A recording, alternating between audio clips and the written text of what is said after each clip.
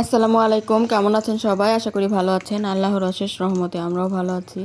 চলে আসলাম নতুন একটি ভিডিও নিয়ে। এই তো কালকে তো ভিডিও দেইনি ব্যস্ততার কারণে, তো আজকে দিচ্ছি 2 দিনের ব্লগ একসাথে। এখানে ইফতারিতে আজকে পরোটা আর মুরগি ভুনা দিয়ে আজকে ইফতারিটা করবে, সবাই করব।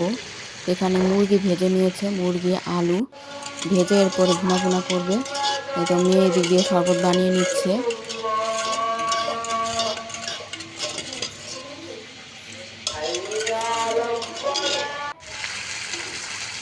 মুরগিটা ভাজার পর এখন আলুটাও ভেজে নিচ্ছি।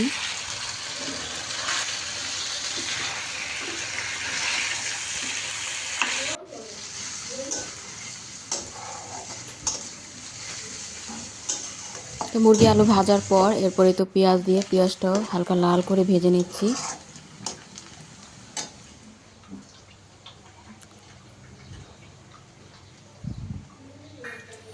আর এই তো বেলে শরবতটাও বানিয়ে নিচ্ছি।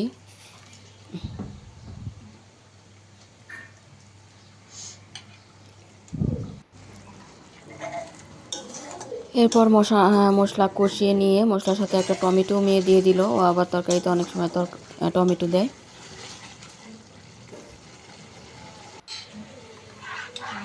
তো বেলে শরবতটা বানিয়ে নিলাম, বানিয়ে ছেঁকেও নিলাম। এখন গ্লাসে গ্লাসে ঢেলে নিব। আর গুড়ের শরবতটাও বানিয়ে নিচ্ছি। তো মেয়ে দিক দিয়ে তরকারি নাড়াচাড়া করতেছে।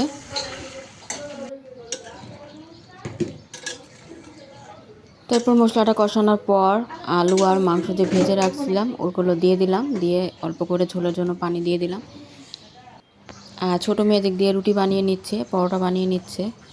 তো ওই যে সিদ্ধ করে যে আটাটা রুটি বানায় ওটা বানাতে গেলে গোল হয় না, একটু একা বেঁকা হয়ে যায়। কিন্তু এই তেল দিয়ে খাস্তা করে যে পরোটা বানায় এটা আবার ও খুব সহজেই গোল করে বানাতে পারে, তাই শখ করে এটা বানায়।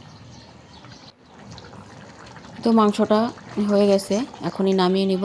কারণ এতটুকু ঝোল তো রুটির সাথে খেতে লাগবে, রুটি বা পরোটার সাথে।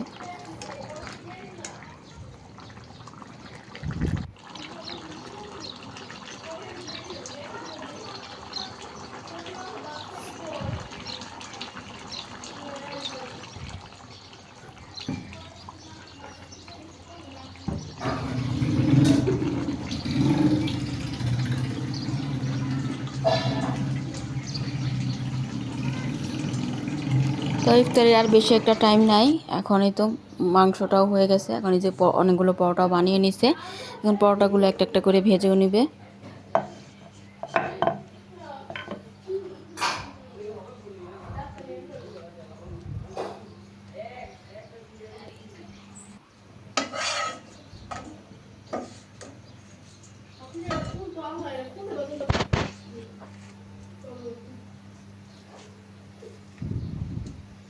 তো বড় মেয়ে তো কমলা আর আপেলগুলো কেটে নিচ্ছে আর কমলাটা ছিলে নিচ্ছে। আর এই তো পরোটাও ভাজা শেষ, ভেজে নিচ্ছে একটা একটা করে।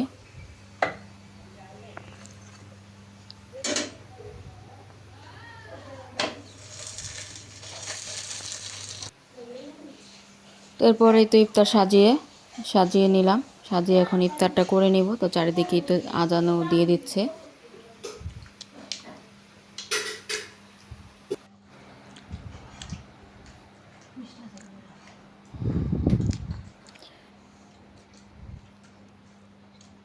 তো গরম গরম পরোটা আর মুরগি ওরা খেয়ে নিল, আমি খাইনি। আমি শুধু শরবত ফল টল এগুলোই খেয়েছি। এগুলো খেলেই পেট ভরে যায়।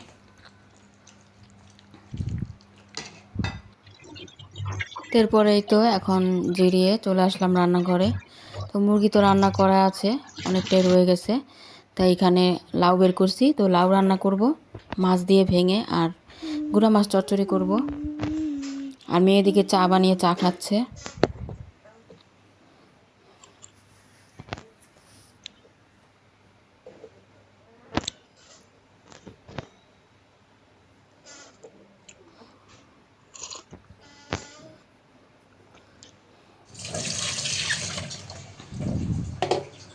তো আমি এখন এক পিস রুই মাছ দিয়ে লাউটা বসাবো, আর গুঁড়া মাছটা হাতে মাখিয়ে চচ্চড়ি বসাবো টমেটো আর পেঁয়াজ দিয়ে।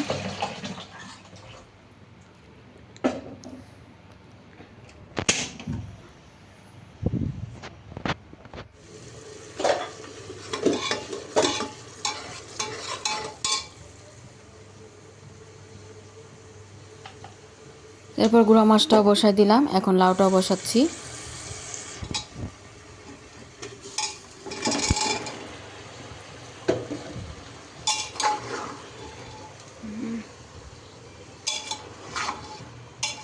তো যে কোনো মাছ দিয়ে ভেঙে রান্না করলে লাউটা খেতে মজাই লাগে। তো এতে লাউটা হয়ে গেছে। প্রেসার কুকারে বসালে দুই একটা ছিটি দিলেই লাউটা হয়ে যায় তাড়াতাড়ি। এরপরে এটা হচ্ছে তার পরের দিনের ব্লগ। তো আজকে তো শেষ রোজা, আজকে 30 রোজা, আজকে চাঁদ রাত। সবাইকে চাঁদ রাতের অনেক অনেক শুভেচ্ছা। তো আজকে ইফতারিতে কী বানাবো ভাবতে ভাবতে মেয়েরা বলতেছে তো আজকে তো শেষ ইফতারি, তো আজকে আলুর চপ আর ডিম চপ ভাজো। এই তো মিনি রাইস কুকারে ডিম আর আলু সিদ্ধ করে নিয়েছি। এরপর মেয়ে তো এখানে আলুর চপগুলো বানিয়ে নিচ্ছে। আর একটু সাবুদানা ছিল, ভাবলাম সাবুদানা দিয়ে একটা মিষ্টি আইটেম করি। তো কলা আর আপেল দিয়ে ডেজার্ট হবে। এটা খেতে কিন্তু খুবই ভালো লাগে ইফতারিতে। তো এখানে ডিম, আলুর চপ, বেসন গুলিয়ে সব রেডি করে নিয়েছে। আর একটু দুধটা হালকা গরম করে নিয়েছে, তো ঠান্ডা দুধ দিয়েও বানানো যায়। আর এই তো সাবুদানাটা ধুয়ে সিদ্ধ হওয়ার পর ধুয়ে ঠান্ডা পানিতে এরপর এখন সব কিছু মিশিয়ে নিচ্ছে, কলা, আপেল আর দুধ।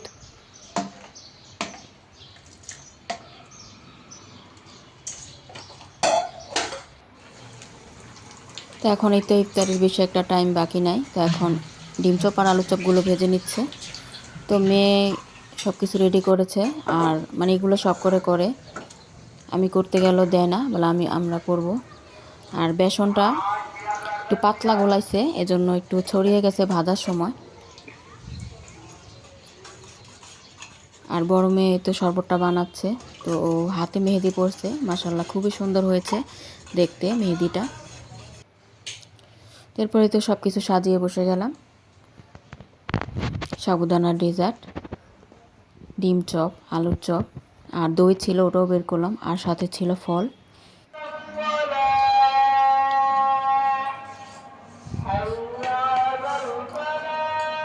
এই তো চারদিকে আজান দিয়ে দিল, এখন ইফতারটা করে নিচ্ছি।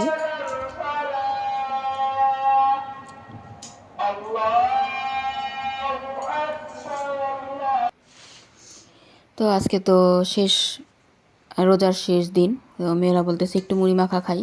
তো মুড়ি মাখা তো বেশি একটা খাওয়া হয় না। একটু বুট বাগার দেওয়া ছিল, ওটা গরম করে নিয়েছে। এখন আলুর চপ আর বুট দিয়ে মুড়ি মাখিয়ে খাচ্ছে।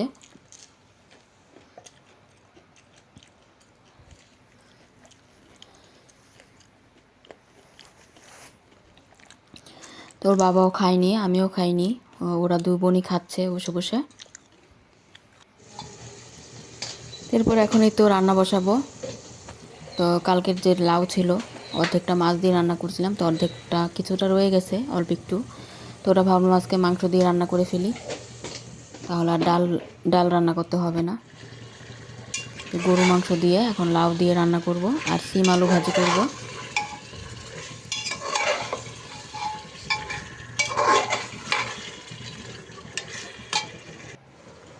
যে কোনো মাংস দিয়ে কিন্তু লাউ রান্না করলে ভালোই লাগে খেতে।